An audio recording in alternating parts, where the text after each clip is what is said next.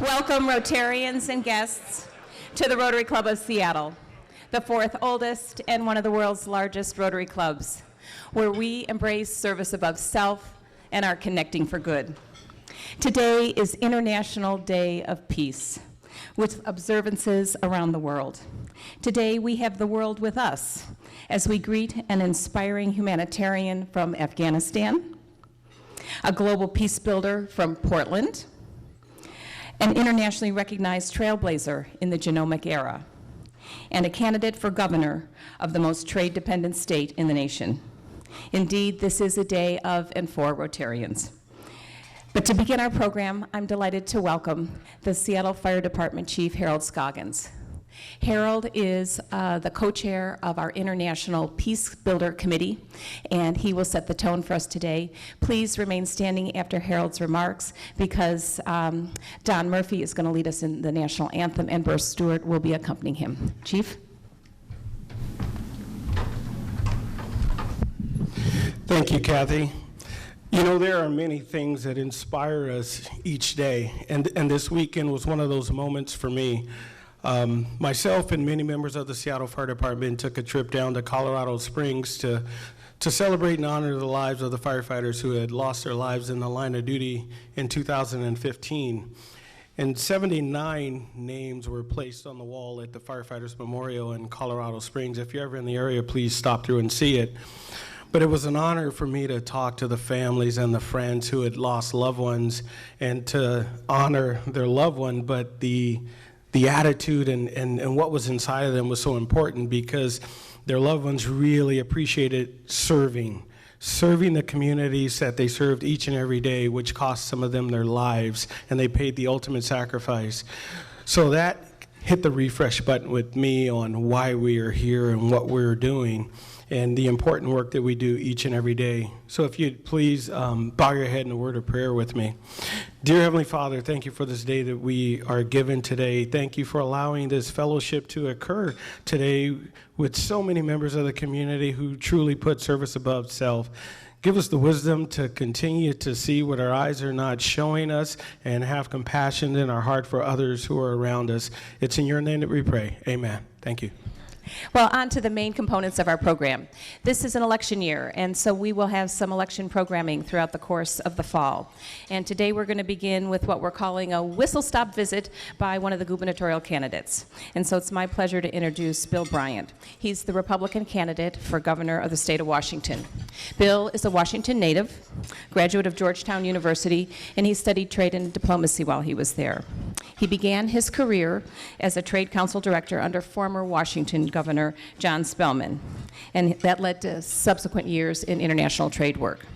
More recently, Bill was a commissioner on the Seattle Port for King County. He started there in January of 2008, and his second term there just concluded in December of last year, 2015. Bill is going to offer about 5 minutes of comments, and then we'll open the floor up for 10 minutes of questions. So, candidate Bill.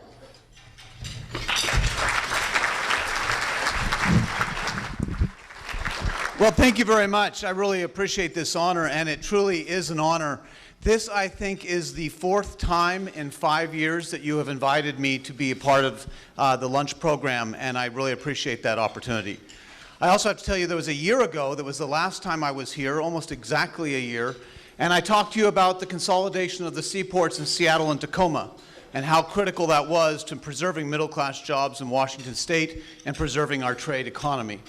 That was a year ago. I haven't seen you a whole lot in the last year.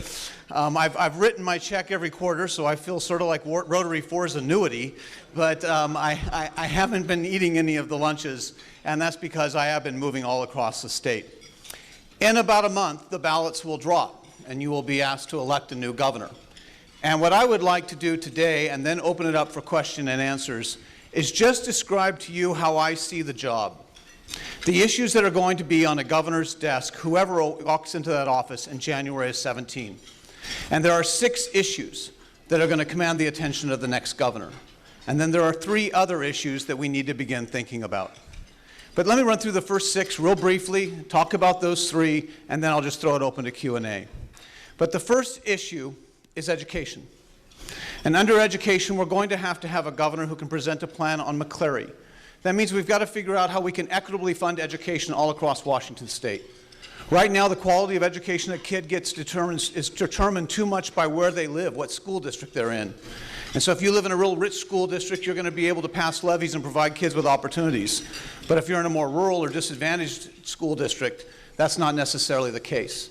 And so we have a situation where kids in rich school districts have opportunities that kids in more rural or economically disadvantaged districts do not. And that is not only unconstitutional, it is morally wrong. So we need to come up with a system that is equitable. We also have to have a system that ensures that every kid has equal opportunity. And that means that we're going to have to look at how much we're spending and how we are spending that money. And then we're going to have to do it in a uniform way. That's a heavy lift. It's one I've been working with legislators on for the last year, and I look forward to the course of this campaign to continue talking about education. The other two issues, though, beyond education that we've got to deal with is the skills gap and the achievement gap. Here in Seattle, we have an achievement gap between Asian and Caucasian students and Latino and African American students, which is one of the worst in the country. And that's true all across Washington state. So it's not just a function of how much money we're spending, because we're spending a great deal per student in Seattle, but it's how that money is getting spent. And then we have to look at the skills gap. We have a situation where we are 6th in hiring students with science, engineering, and math degrees, but at our higher institutions of learning, we are 46th in graduating students with those degrees, which means all of the new jobs in technology are going to students who have graduated from universities out of state or out of the country. We have a situation where, depending on which stats you look at, between 10 and 40,000 jobs per year will go unfilled because they don't have people graduating from high school with training to go into those trades. So education is going to consume a great deal of time of the next governor. The second issue is transportation. We have the 4th worst traffic in the United States. At rush hour, at times, it can be the 2nd worst traffic in the United States. And I'll tell you, beyond just having the traffic situation, which has got to be a primary focus, and it will be in my administration, we also have crumbling infrastructure. About 20% of our highways are moving towards structural deficiency. Over 100 bridges are moving towards structural deficiency. The third issue, unemployment, which isn't something we talk about a whole lot in King County, but Washington state has one of the highest unemployment rates in America. We're right up there with Mississippi and West Virginia. When you go to communities outside of King County, down where I was born in Lewis County, the unemployment rate's 8.5%. Where my wife grew up in Cowlitz and Wacomico County, it's between 8 and 9.5%. There are communities that are being left behind. There are families that are being left behind. And we need a governor who can generate job opportunities for people all across Washington state, not just in our urban core. The fourth issue is mental health. Western State Hospital, homelessness. If we do not get a handle on that, it's going to drive Medicaid costs in a decade. In addition to it just being the morally right thing to do, we have got to get a hold of this right now. The fifth issue is the Department of Corrections, which is more of a mess than you know. The early release of prisoners is just the tip of the iceberg. Recidivism rates are going up, and morale at the agency is at an all-time low. And then finally, we have got to restore salmon and steelhead runs. If we don't do it within the next 10 years, it may be too late, and regardless of the billions of dollars we'll spend trying, we will have tipped over a point where we cannot return from. Those are the 6 issues that are going to be on the governor's desk. But there are 3 others hanging out here that we need to be thinking about. Because when I run my company, I'm always looking at what we need to be doing in the next 20 to 24 months. But I'm also trying to look, twice a year I go away and say, okay, what's changing in the environment that we need to be contemplating is going to hit us in 8 to 10 years? And I'll tell you, there are 3 that a governor needs to begin thinking about. The first is Medicaid costs. If we don't make some changes in how we're dealing with mental health and homelessness right now, it's going to affect our ability to handle Medicaid costs in 10 years. The second is water. We have a growing economy in central and eastern Washington. Cities are growing, as are our agricultural economy, and we need to have some long-term water solutions, and we need to begin dealing with that in the capital budget right now, rather than waiting until we absolutely need it to begin addressing it. And then the third issue that a governor needs to be thinking about for 2024 is a replacement for the gas tax. Because as fuel efficiency continues to rise, it's not going to be a sustainable funding source to maintain the road system that we have built. That's the first term. There's a lot for whoever walks into that office.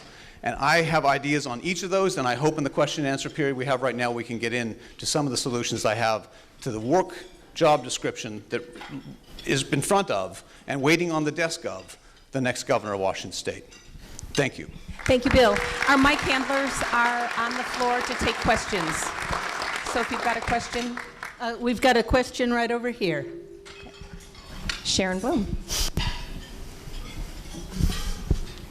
Thank you. Hi, I'd like, there I'm you right are. Okay. I'd like to know your plans for the cleanup of the Hanford Nuclear Reservation and your long-term goal to keep our waterways safe in our lands. Yeah, unfortunately, we only have 6 minutes left. And Hanford is a huge issue. I was just in the Tri-Cities yesterday and talking about this very issue.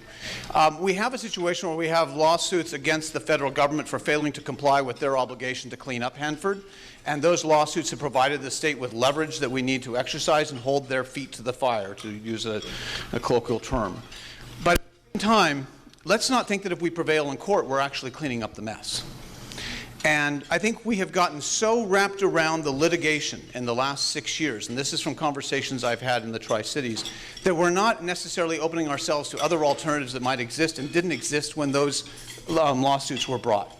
And technology is moving more rapidly than we had anticipated, and there are some new options that we're not necessarily pursuing because we're locked into a plan. I think we've got leverage as a result of the lawsuits, but we need to also, in addition to having a stick, we need to have a cooperative relationship with the federal government, because our objective is not to win. Our objective is to prevent the leakage from reaching the river. Thank you, Bill. Bill, in reference to education, you said you've been working for a year with the legislature on solutions to this. What gives you confidence that there will actually be action that will reach resolution? And what are your top 1, 2 things that you're working on? I am confident that we can reach a resolution. There are a lot of legislators on both sides of the aisle who want to.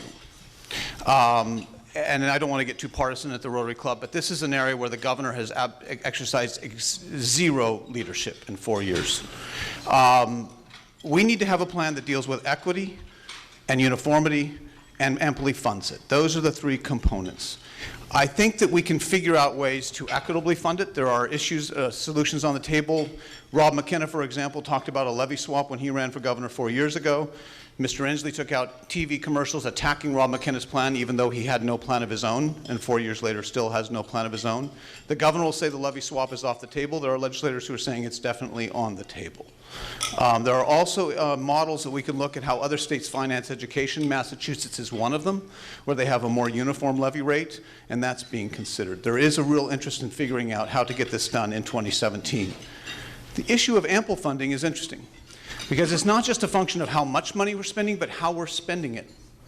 I had a big, after one of the McCleary briefings, I had a chart on my dining room table and had all of the school districts going down this way, and across the top we had the number of students in that district, the amount of property value, the amount of the levy rate, the amount of money that levy rate raised because of the property values, the amount per student, the state amount contribution, then add-ons for English language learners, special needs, and free and reduced lunch, the federal contribution, the total amount, and the total amount per student.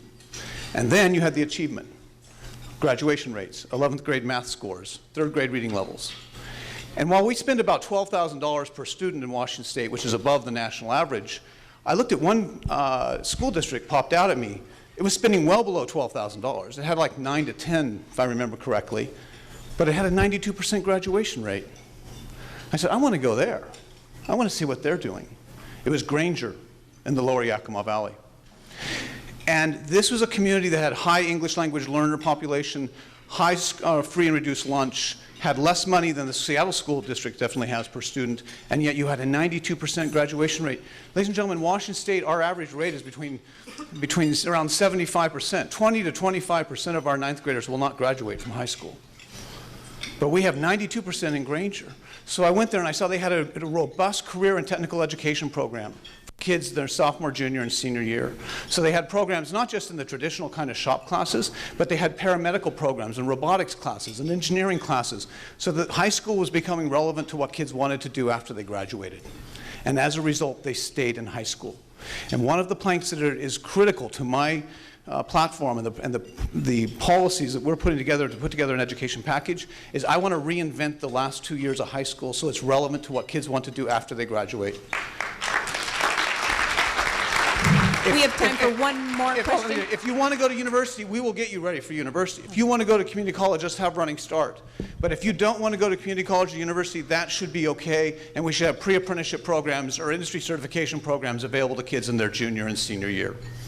Jeff, Last question. Bill, thanks for being here. I know you don't have time to go into detail, but you mentioned transportation, having a fix for that, the gas tax, making it equitable and fair.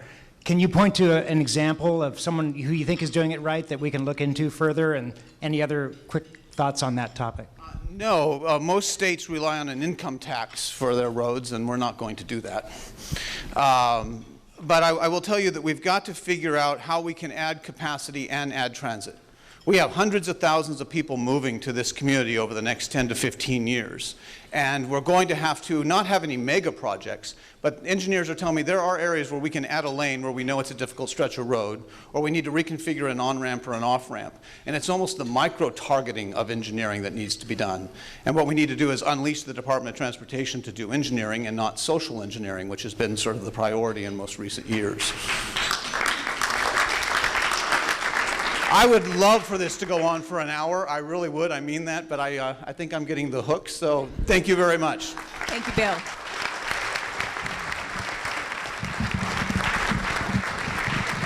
Bill, thank you. Thank you, Bill. I want to take this opportunity to introduce you to another one of our guests. Soon after Kathy asked me to be program chair and the panic set in, I reached out to my friend and fellow Rotarian, Jane Tornator, for her calm wisdom and inspiration. She immediately thought of Andrea Dreesen, whose company, No More Boring Meetings, partners with organizations to help plan engaging and compelling programs. We are grateful for Andrea's support, and we hope you will see evidence of her work in the months ahead. Now I am honored to introduce our main speaker, Dr. Leroy Hood, and I'm very grateful to him for being with us today.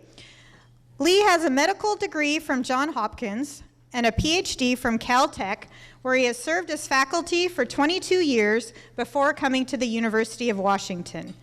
Lee currently serves as president at Institute Systems for Biology, which he co-founded in 2000, and is now affiliated with Providence Health and Services, where he also serves as senior vice president and chief science officer.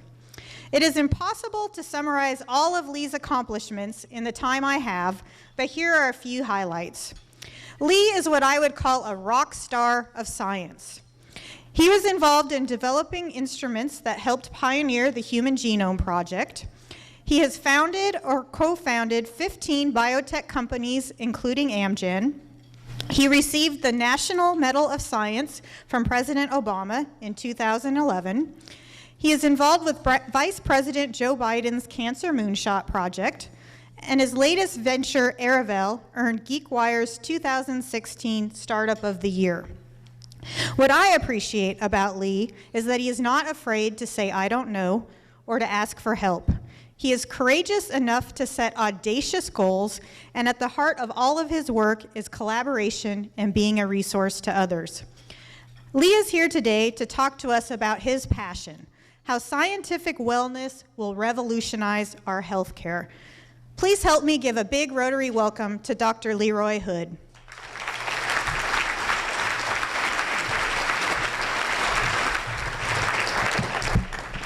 Well, thank you. It's a pleasure to be here again.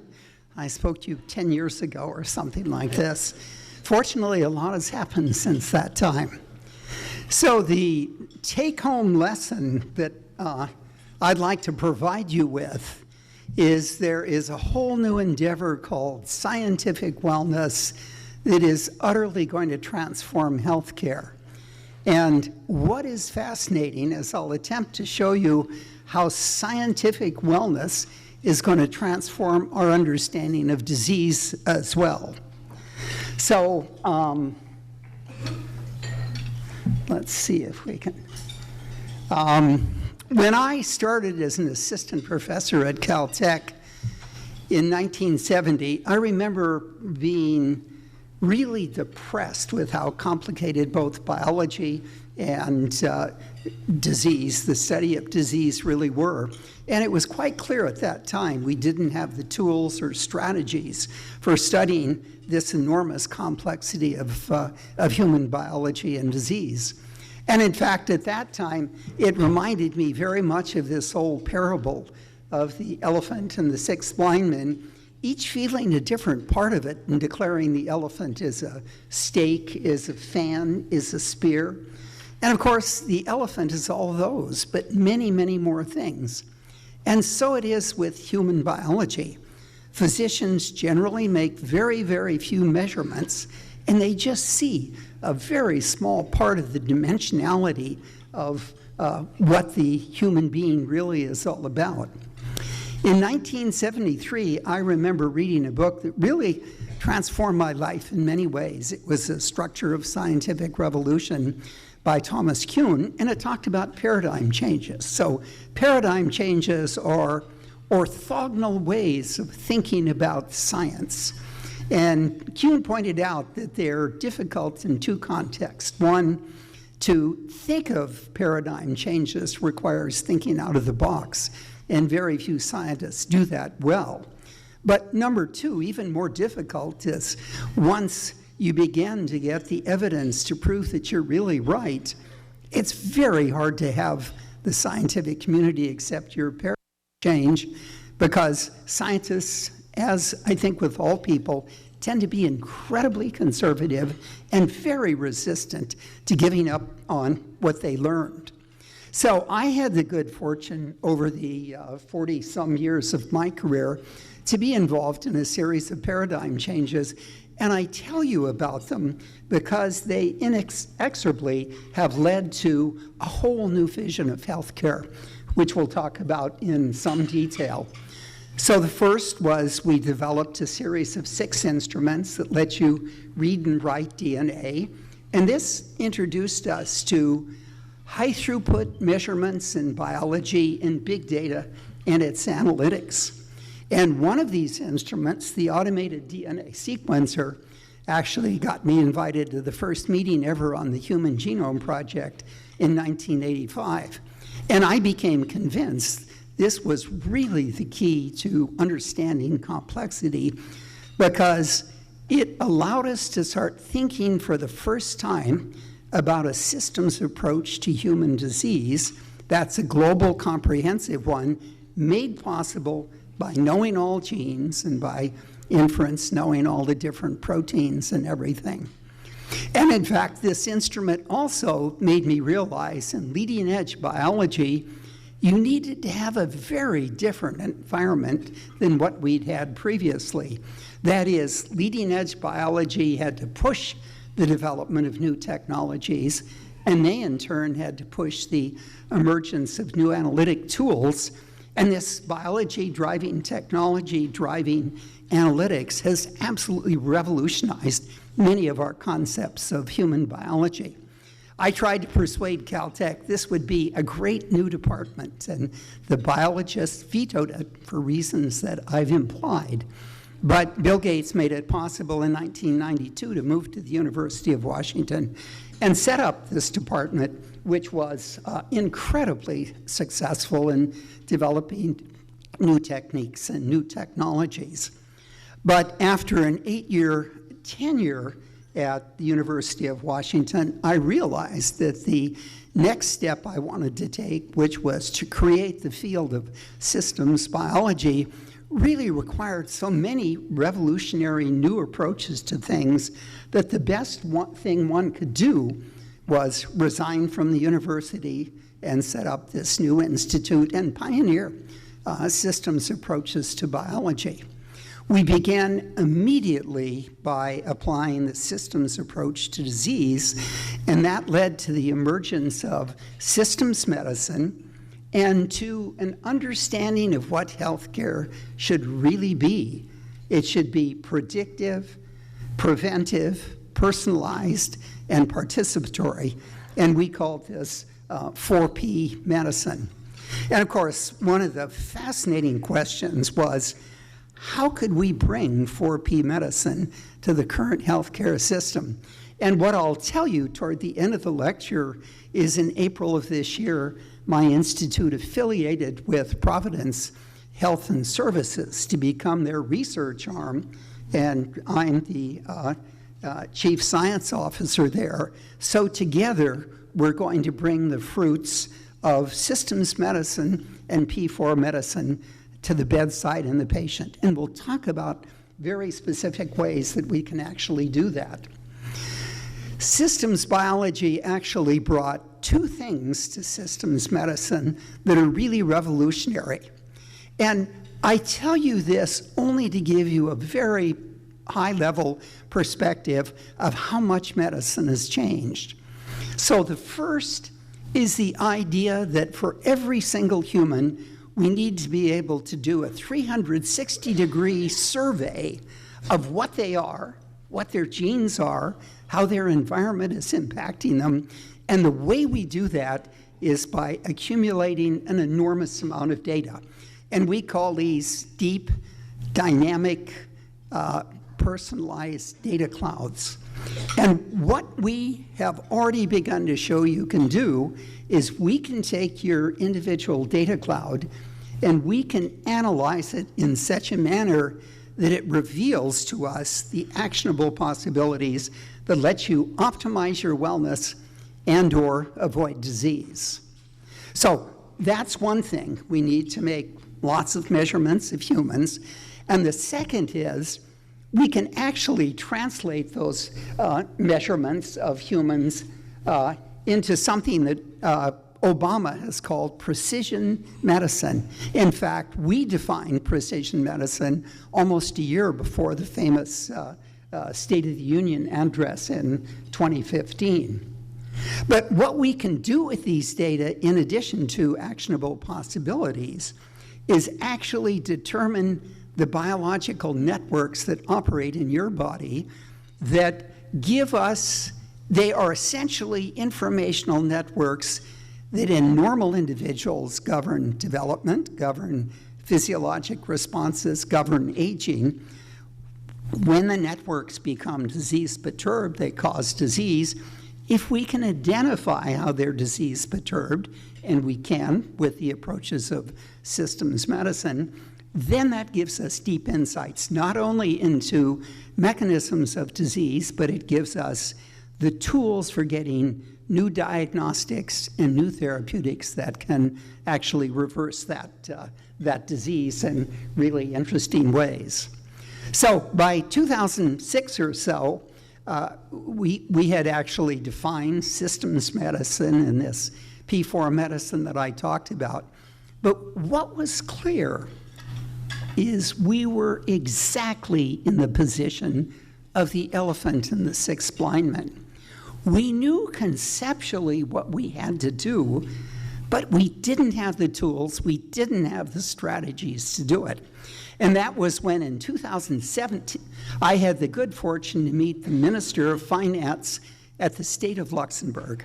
He was the dominant politician in that country at that time, and he decided that he was going to transform the economy from a 90% dependence on financial service to bring in healthcare and biotech. So he asked our institute to write a proposal to do so.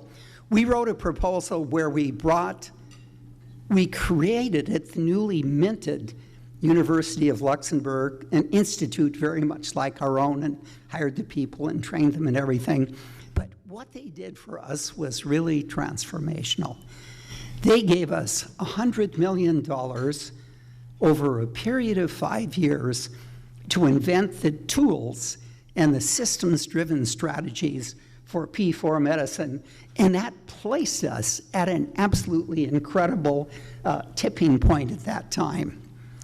And it was in 2012, 2013 that I realized for the first time what we had to do to bring P4 medicine to the healthcare system.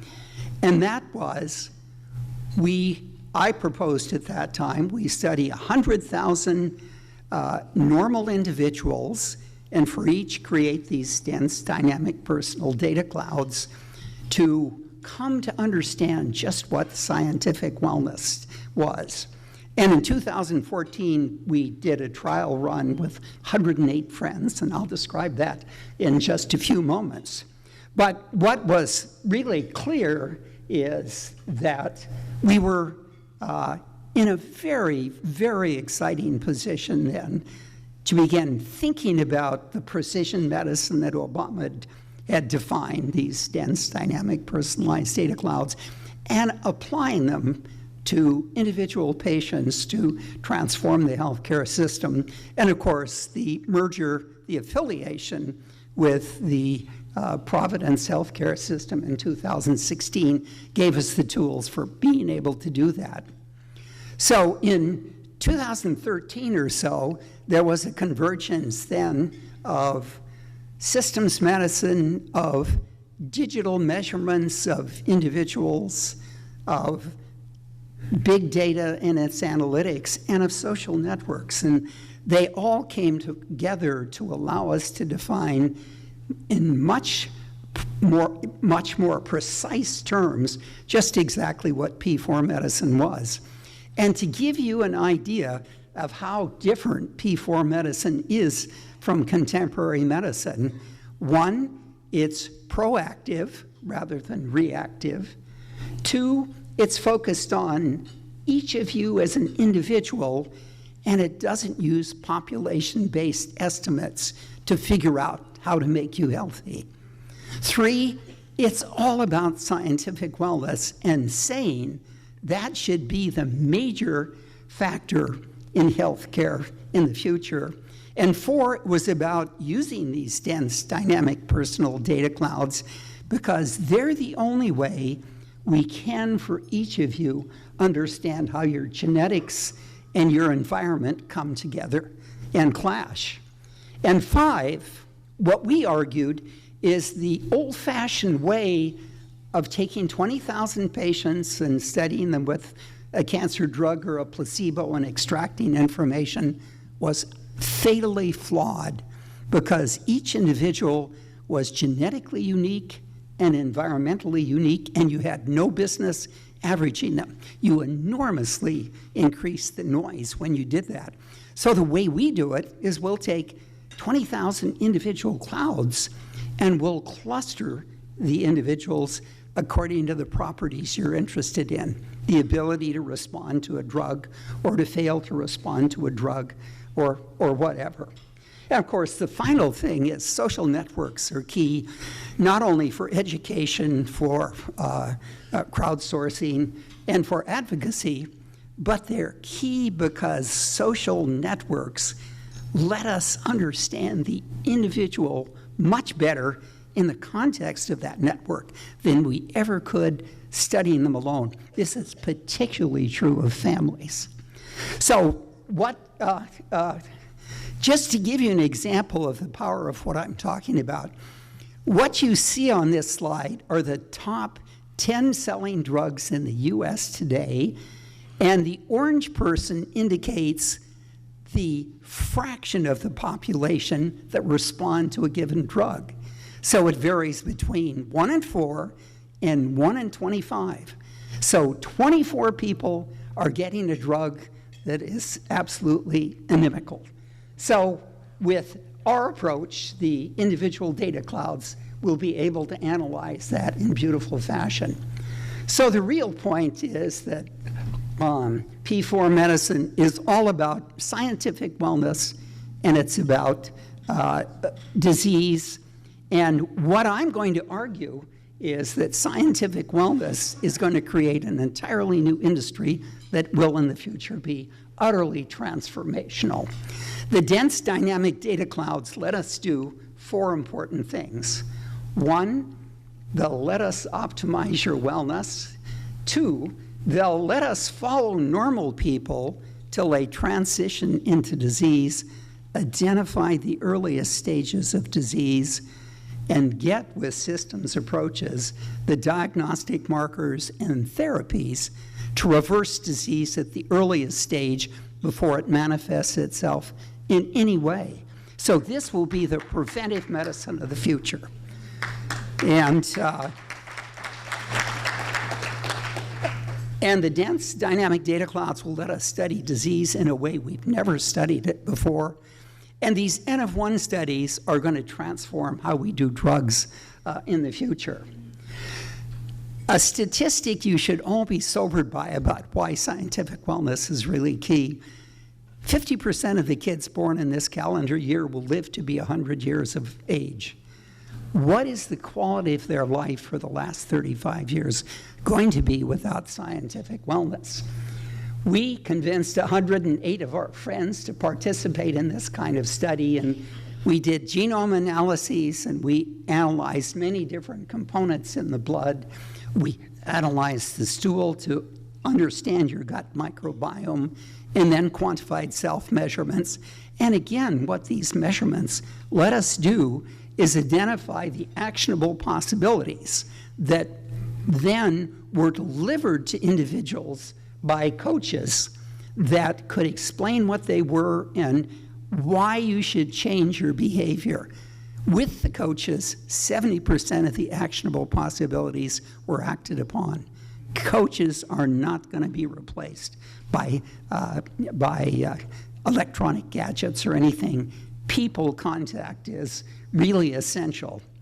The data have been absolutely revolutionary, and I won't go into any detail except to say the dense dynamic data clouds are exactly like the Hubble telescope. What they let us do for the first time is see with a resolution and clarity the essence of human biology and human disease in ways we'd never, ever seen it before. And we could go through some of the things that came out of this, but the really important point is the people who came through this program were unanimously convinced this was one of the experiences of their lifetime, that they, and they were utterly convinced that that it changed their life in many different ways, and perhaps the most important was to realize that each of us well people are well at a very low level, and you have an enormous level of wellness that you can aspire to.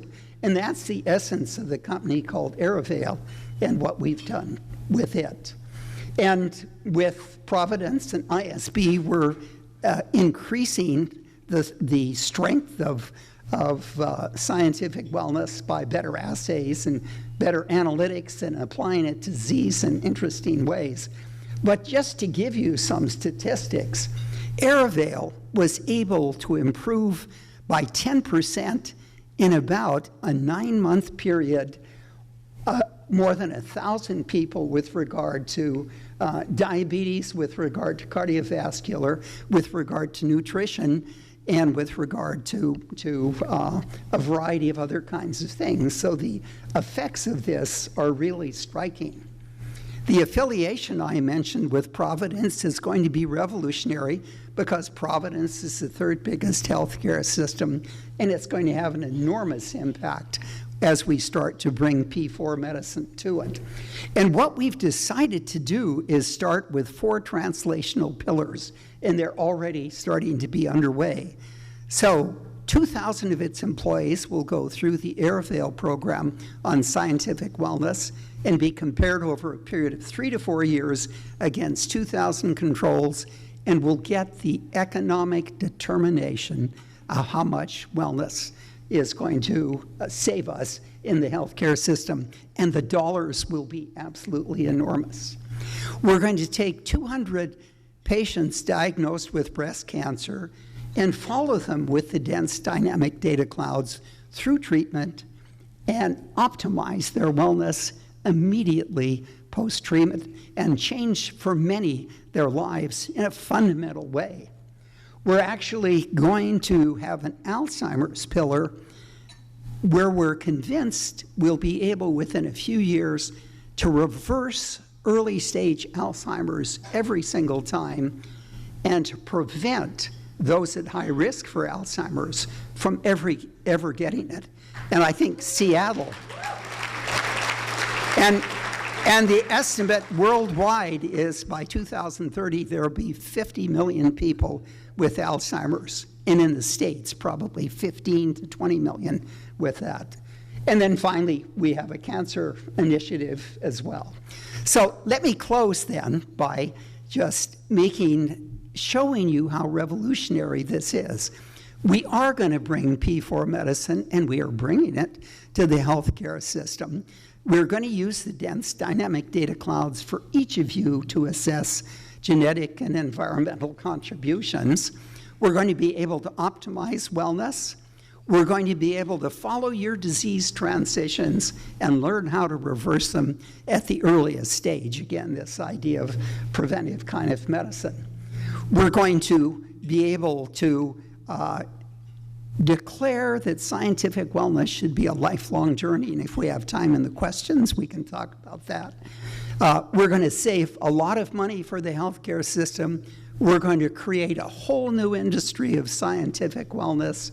The data will transform how Big Pharma actually practices its art in the future. And what I dream of is the time when this approach will become so inexpensive that we can take it to the developing as well as the developed countries of the world and democratize healthcare. Thank you.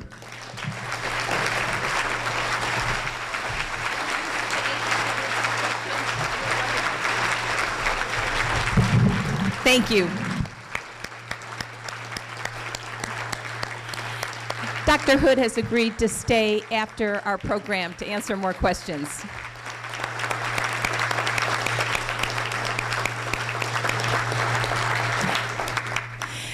Well, I mentioned at the outset that it's the International Day of Peace, and so the third component of our program today revolves around peace. And I'm delighted to introduce Roberta Nestis. She's currently serving on our club board. She's a former trustee of the Seattle Rotary Service Foundation, and she's the co-chair of our Peace Builder Committee. And Roberta's here to introduce the rest of our program. Roberta?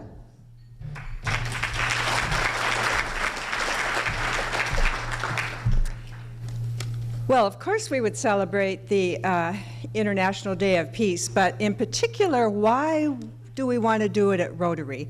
So the first thing we're going to do is watch a very short video, and that's going to answer the questions.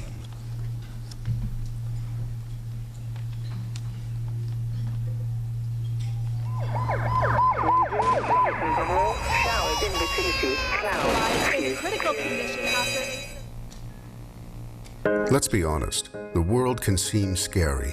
Violence, poverty, disease, corruption, pollution. The problems just seem too overwhelming, too big. You are just one person, right? Not if you are a Rotarian. You are part of a club, part of a district, part of an international network of 1.2 million Rotarians in 35,000 clubs in 200 nations. This makes you part of the largest and most impactful service organization in the world. As Rotarians, you have roughly the same human power as the globe's most powerful militaries, with the added benefit of being woven into the fabric of your community. Rotary as a global organization connects you with a network of passionate community leaders, focused on positive change through service and the four-way test. Rotary's 6 areas of focus strengthen that network into a powerful force for peace.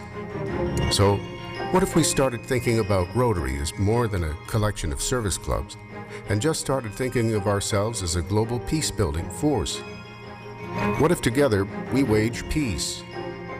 Just imagine Rotarians building a world beyond war. The world is not falling apart as the media might lead us to believe.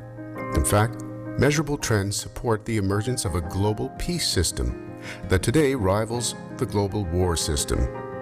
Trends that led to the development of international institutions like the United Nations aimed at preventing war. Trends about the protection of civilians. Trends proving nonviolence is more effective than armed resistance.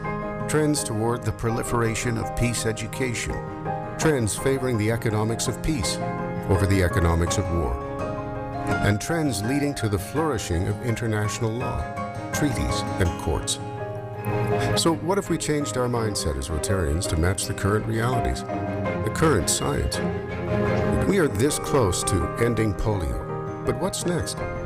For over 100 years, Rotarians have been advancing understanding, goodwill, and peace through their service work.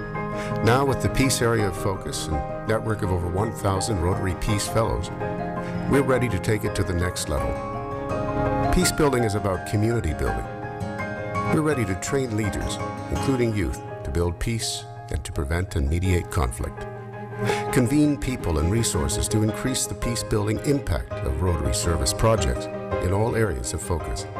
Empower Rotarians everywhere to create sustainable peace building in communities and regions affected by conflict, and more. You are a Rotarian, and you build peace. This is your call to action. Start a peace committee in your club. Volunteer to be the peace chair for your district. It is a Rotary-supported position. Support the Rotary Peace Centers by recruiting qualified candidates. You can lead your club to engage in at least one service project annually that promotes nonviolence or raises understanding of the root causes of violence. The world isn't that scary after all, because peace is you, and you are Rotary. Go wage peace.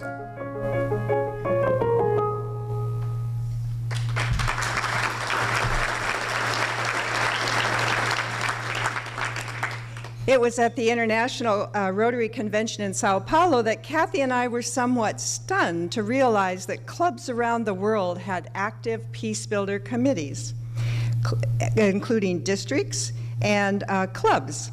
So we discovered, in fact, that one of the most active peace builder clubs was just down the road in Portland. Well, we got busy. So since January, we have our own Peace Builder Club here at Seattle 4. Yes. We meet the fourth Wednesday at 11 o'clock before the luncheon. We have planted our first peace pole at the Rotary Boys and Girls Club.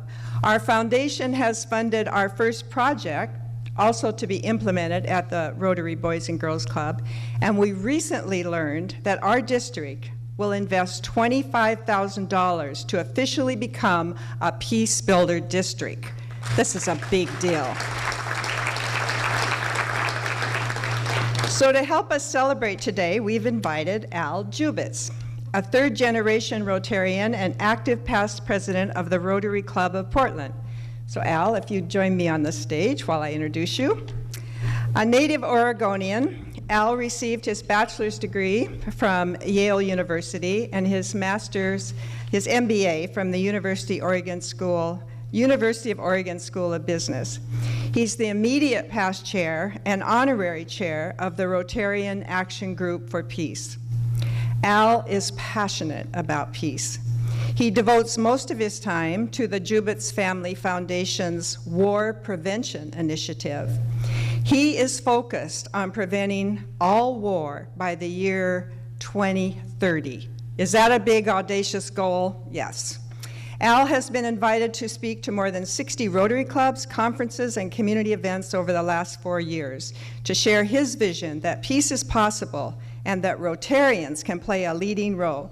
So Al, we at Seattle 4 look forward to hearing your vision of how to advance peace through Rotary. Thank you.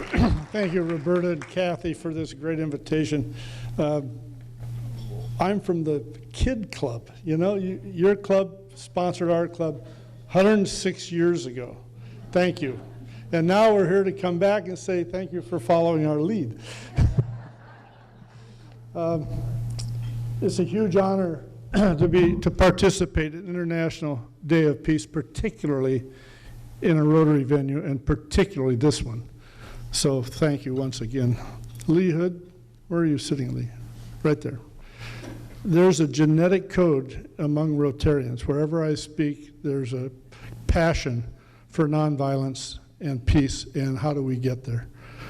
Please add that to one of your databases. There are volunteers throughout this audience that would let you examine. But wherever I go, Rotarians are passionate about peace. And it didn't just start recently. There's a long history within Rotary. Next year, the Rotary Foundation will celebrate its centennial, 100 years old. And its mission is to promote goodwill, understanding, and peace worldwide. It's been doing that for a long time. Rotarians get it. They go out and do things like starting an international peace park. Waterton Glacier, first international peace park. Today there are 125 international peace parks around the globe. Rotarians were at the San Francisco en masse in 1945 forming the Charter of the United Nations and UNESCO. And just 5 years prior to 1945 and 1940, Rotarians were at their annual convention in Havana, Cuba, and they passed a resolution that became the framework of the Universal Declaration for Human Rights. This is in our DNA. Now, this Universal Declaration was passed in 1948. Remember Eleanor Roosevelt, the photo holding up the Universal Declaration? The millennials, the people born today or tomorrow, expect human rights, as evidenced by the Universal Declaration, as their birthright. They expect their governments to give it to them. If there's conflict out there, it's probably because the governments aren't giving them their human rights. So this is in the DNA of Rotary. Lee is an educator and a scientist. Peace science has grown dramatically in the last 35 years. What informs my, let's say, my passion, if not my positive expectation around peace, is the scientists. We've got to dialogue and collaborate, because a lot of the evolution of medicine is like the evolution of peace science. That's what informs us. Rotary felt so strongly about it that in 2002 they set up the Peace Centers, 7 deals with universities around the globe, and now we have over 1,000 educated master's degree candidates populating NGOs and government offices and businesses and knowing how to resolve conflict nonviolently. Our challenge as human beings, and my wish for all of us, is to understand your personal peace. Like medicine, there's a lot of definitions. Understand Rotary's history of peace. This book is the 100th anniversary of the Rotary Foundation. Good read. There's a whole section on Rotary and peace. Join the Rotarian Action Group for Peace. 5 years ago, Rotary said these action groups are going to happen whether we like it or not, and so they said, let's go for it. Our club started 2 action groups, one in microcredit and one in peace. They're membership groups, they're separate 501c3s. We have membership from all around the world aboard similarly, and we are becoming the technical assistance for the 6 areas of focus within Rotary. So the first area of focus, peace and conflict prevention resolution. And then there's water and sanitation, there's maternal health, there's literacy, and there is development. So on your table is a brochure talking about the action group. I tell you, it's a bonus day for me to know that your district is going to be a Peace Builder district. Now we have from Canada to California 3 districts, all Peace Builder districts. There's no other concentration of this anywhere in the world. When we get half of our clubs in our district to be Peace Builder clubs, Rotary will take the concept worldwide. And that will have all kinds of positive ripple effects. Your district conference will be in Portland next April. We're planning, and your committee is planning, to plant 100 peace poles in Portland on Friday, April 21st. I hope you're part of that. And Saturday, the next day, is Earth Day. So while we're planting seeds of peace, others are planting trees, and that's just the way it ought to be. So thank you. I couldn't be happier to see the Peace Builder Committee, 2 tables. That's fantastic. Thank you for all you do in the name of peace. Find your peace, share your peace. Thank you very much.